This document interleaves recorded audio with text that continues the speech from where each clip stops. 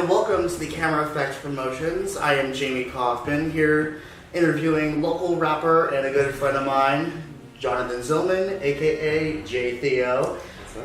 How's it going, good sir? Good, man. Can't complain. So we're gonna get right to it. So Jonathan, as I said, is a local rapper, and his music is taking over our community by storm, and he's finally started to get out there. So when did you start rapping? Well, the funny thing was, I started listening to, I started out in a couple like hardcore metalcore projects when I was the vocalist, and they just never really went anywhere. That was basically the end of it. And so I always wrote poetry and kind of was just like, well, I want to put it to use somehow.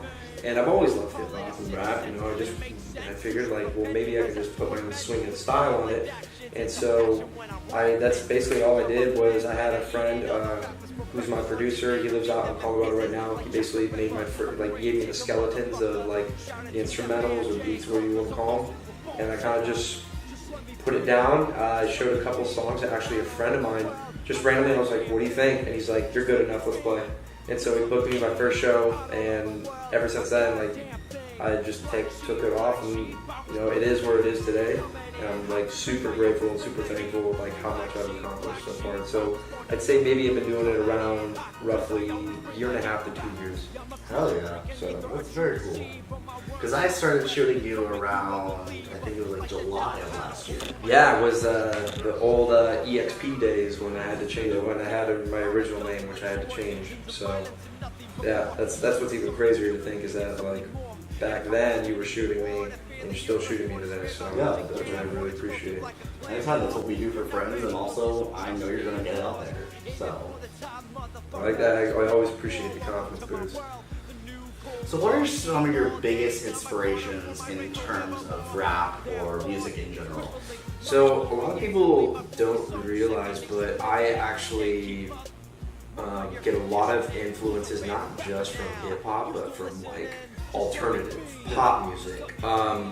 Even sometimes hardcore metal, just some, I guess, writing style and maybe how I want to deliver something. And that's why with my music, there's always conviction behind it. It isn't anything that's mumble rap or whatnot. There's always something that's driven. And so I have always kind of I think some of the artists that I listen to nowadays are The Neighborhood. I know they were growing up around this area. 21 Pilots, one of my hugest, I would love to open up for those guys if I could. And that's what I feel is I don't want to just be put in a box where what rappers do you take after? It's well, if I'm just trying to be a rapper, then I'm not getting every taste of genre that I can and put it forth in my music and actually be as creative as I want it to be. And that's why with my second album, which is being done written, it's just a matter of time before I go to the studio. It's going to be completely different than what my first one is, and no one's going to expect what's going to come out of it. And that's why I'm super excited. So it's coming along, but hell yeah, I can't wait to hear it. So, what have been some of your favorite shows today? I know you've gone and you've played several shows, but you've also been an avid concert goer for years, as you said, with deathcore, metalcore, hardcore, etc. What have been some of your favorite shows today? One of my favorite shows is actually I'm a huge Parkway Drive fan, obviously.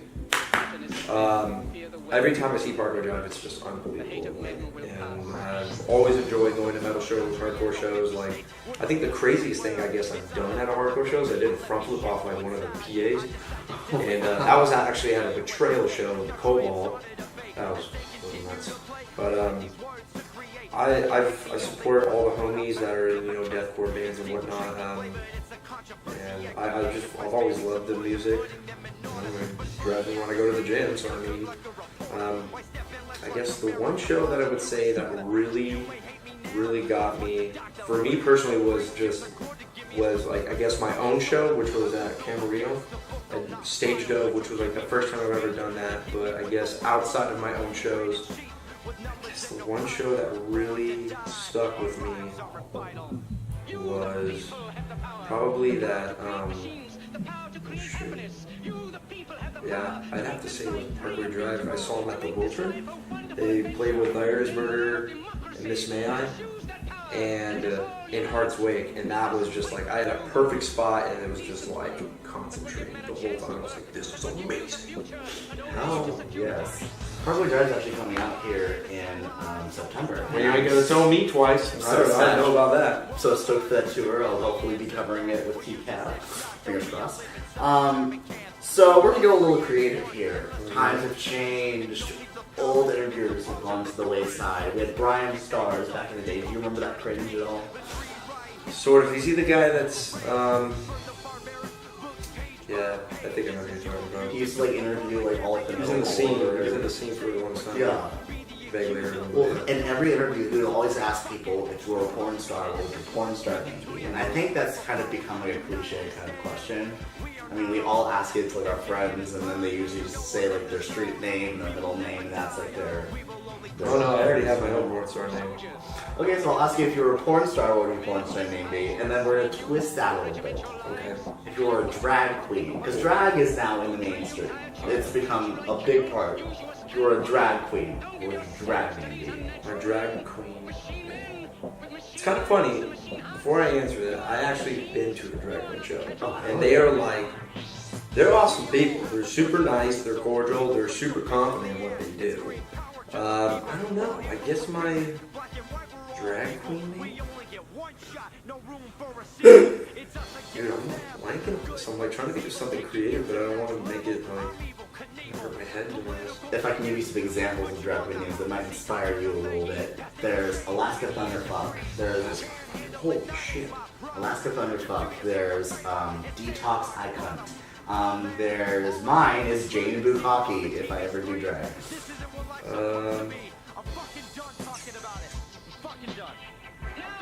I'm just gonna, go with the basic California Dreamboat.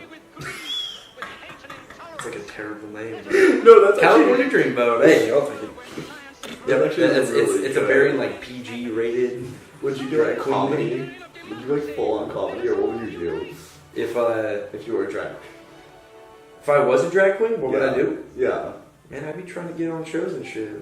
Like, what's that, Vixie and Trixie? Like, they have a show on Viceland or something like that? I got Trixie and Katya. Yeah. Whatever. Like, why can't I get my show? Yeah. Now hosting California Dreamboat. So we've seen a lot of tours go to the wayside over the last few years. We saw Mayhem Fest go in 2014. Mm-hmm. We saw the last All-Stars tour in 2015. 2018 is bringing the death of another very, very big tour, the Vans Warped Tour. And I know you've gone several years, and I wanted to see what your opinion was on it and your experiences with the tour. Well, I thought All-Stars tour was coming back. Only at least died for a little bit. Okay.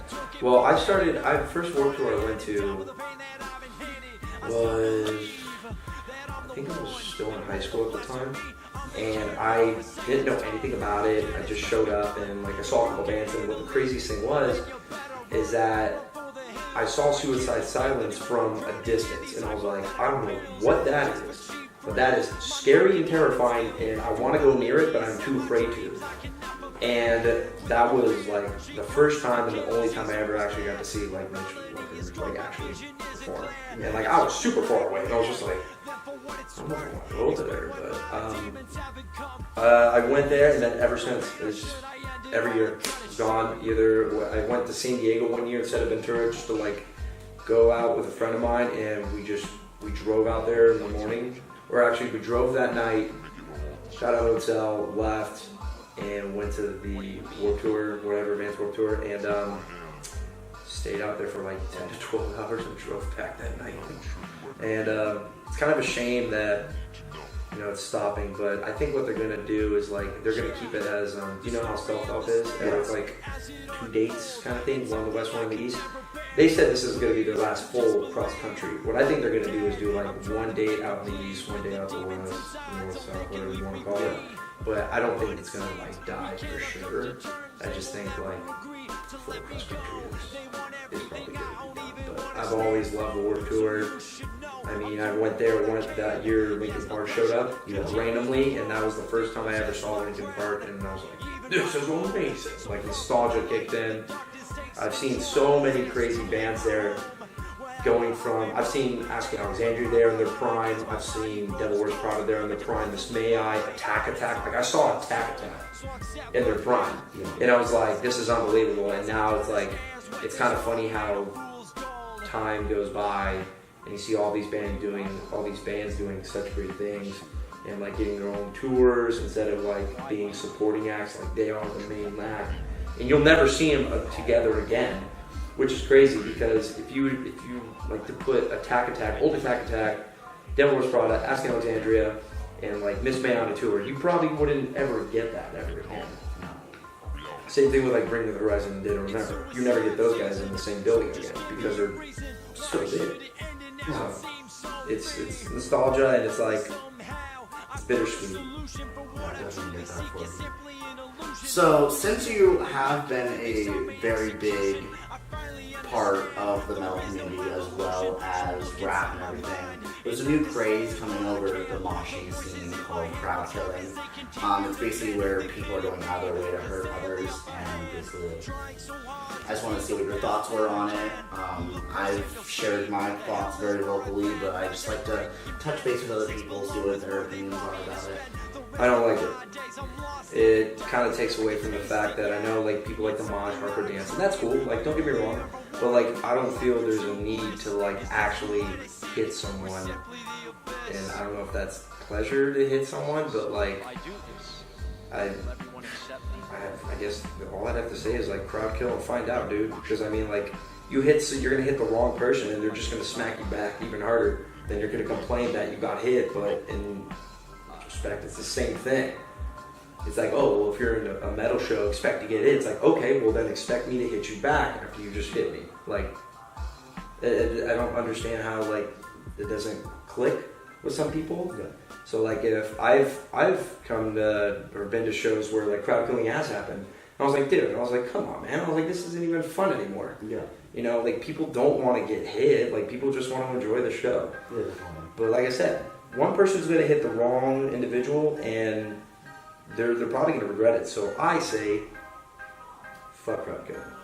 I definitely agree with that. See, it's like, I definitely agree with that stance, and I've made myself very vocal about it because a lot of people aren't being vocal about it these days, and there's a lot that are in support of it. In fact, there's bands that actually encourage their fans to do so. We were at a show back in December, and one of the bands said, I haven't seen anyone have to go to the hospital yet tonight. Let's make that happen. Yeah, even then when you make a statement like that, that isn't necessarily a funny thing, because like, whatever happens, you're gonna sit there and laugh about it, or you're gonna sit there and be like, dude, like, that show got a little too nuts. Because if it's not happening to you, of course you're okay with it.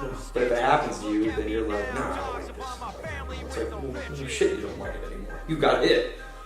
And so that's why I can't sit here and be like, oh, I love crowd killing because I'm the biggest one here, or it's never happened to me. It's like, no, I just don't like seeing people get hit at shows that don't deserve it. I understand if you want to, mosh, hardcore dance, two-step, do what you want to do. But like to personally just go out of your way and just like hit people on the sides, like I said, you hit the wrong person. So it's unfortunate, but it's the way sometimes like shows get. And I'm even one to confess that I've gotten really rowdy at shows just because like I'm in the moment, and like it's the music just moved me, but I will never ever go out of my way to hit people or even like think like they should be in danger. Because I know where I'm swinging, I know where I'm going, and it's all out of fun.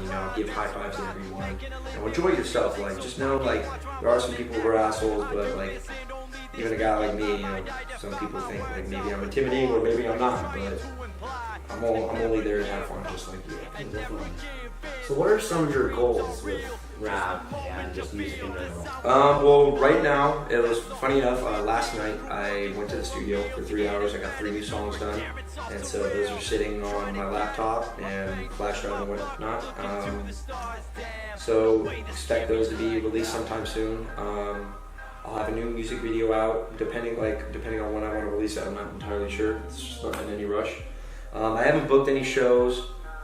I would like to actually just try to hop on a bunch of shows, maybe involving hip hop or rap or alternative, because I just had a show with Kurt Travis, and I was the opener, and those guys are all ambient rock and stuff, but I played music from my album that was more, I guess, mellow than what, like, instead of rap, it was more like a hip hop vibe, like super simple. But other than that, second album's done being written. It's just got to go into the studio, and I know a lot of production's going to go behind it, so I'm not looking to rush it. Other than that, it's just a constant, just head down and drive forward, and just hope for the best. I've been making a lot of moves underground that not a lot of people know about, and I plan to keep it that way because, obviously nothing's set in stone. Yeah. But people have always asked me, like, what's your end goal? Like, what would be, like, that pinnacle for you? And for me, it'd be a Grammy. That'd be wonderful. Like, I don't aim low at all, and people can think, like, oh, you're just a dreamer, and, like, my aunt always said, like, why not you? So if people are like, what do you want to do? I'm like, I just want to go to Grammy. And they're like, Grammy? I was like, yeah, why not me? Everyone else wins a Grammy. Their music's good, don't get me wrong, but maybe one day mine can be that good. So I say, why not me? And that's what everyone should be asking themselves, is why not you? You want to play a show with a big band? Why not you? You want to play in a band? You actually want to get on stage? Why not you? So that's what I like to think, and 21 Pilots even said when they won the Grammy, anyone from anywhere can do anything they want to. So technically, it comes to me. Yeah, I can do it. So, goal on goal, probably win a Grammy. Get a platinum record, gold record, whatever. I just want to do it. That's it. Oh yeah, that's actually a very good goal to have, and I appreciate you putting that out there. Yeah, like a lot of people I've seen are just like, yeah, I just want to play like this venue, whatever. You're aiming high. The thing is like, when I first started this, the only goal I had in mind was to play one show. That was it. One show and release maybe one song. I released one song and I've already played close to 20 shows, and now I have an album out, like streaming, like on all platforms, iTunes, Spotify, Amazon, Google Play. J-Theo. Thank you. And it's just crazy. Like, I have 2 music videos out, and it's just now it comes to that point where it's like you set these small goals for yourself, knowing that you can conquer them and beat it, and now you just set it even higher. You're now tired. And then it gets to that point where you're just like, that's gonna happen because of all this stuff that I just did. Why am I gonna stop now? So it's gonna happen one way or another. Definitely. Keep tripping through it. Yeah, head down and just do it. So is there anything you'd like to plug? What are your social medias? What are you? I only have Facebook and Instagram. Instagram is J_Theo music, and it should be a picture of just my face. It's kind of like half blacked out, half like it's just a personal portrait. J_Theo music, and then Facebook is just J-Theo. It's the same picture as the Instagram one. My full-length album is A Dreamer's Disease is out on